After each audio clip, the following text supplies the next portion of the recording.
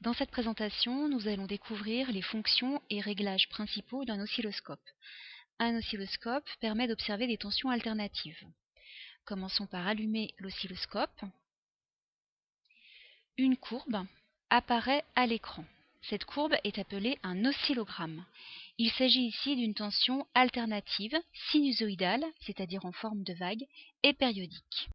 Voyons à présent le rôle de certains boutons de réglage. Tout d'abord le bouton intensité, qui, comme son nom l'indique, permet de régler l'intensité lumineuse du signal.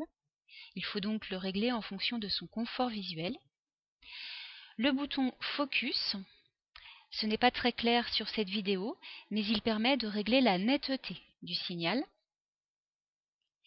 Le bouton position verticale, ce bouton permet de déplacer verticalement la courbe vers le haut ou au contraire vers le bas. Et enfin, le bouton position horizontale qui permet de déplacer horizontalement vers la droite ou vers la gauche le signal. D'une façon générale, pour pouvoir exploiter correctement un oscillogramme, la courbe doit être centrée sur le cadran de l'oscilloscope. D'autre part, il va falloir régler les échelles de représentation de la tension. Pour cela, il existe un bouton de réglage de l'échelle verticale, appelé sensibilité verticale. Sur cette image, on voit que la sensibilité verticale est réglée à 1 volt par division. Cela signifie que chaque division, c'est-à-dire chaque carreau, compte verticalement pour 1 volt.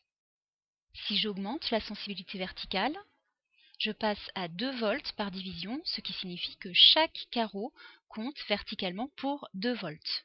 La courbe s'aplatit. Si au contraire je diminue la sensibilité verticale, je passe à 0,5 volts par division. Je constate alors que la courbe s'allonge. Je peux diminuer encore la sensibilité verticale et passer à 0,2 volts par division, mais je constate alors que la courbe sort de l'écran, ce qui ne permet pas d'exploiter correctement l'oscillogramme. Pour que le réglage vertical soit correct, il faut donc revenir à une sensibilité verticale de 0,5 volts par division. Il faut également régler l'échelle de représentation horizontale de la courbe. Pour cela, il existe un bouton appelé sensibilité horizontale ou vitesse de balayage. Sur cette image, on peut voir que la vitesse de balayage est réglée à 0,2 millisecondes par division, ce qui signifie que chaque carreau compte horizontalement pour 0,2 millisecondes.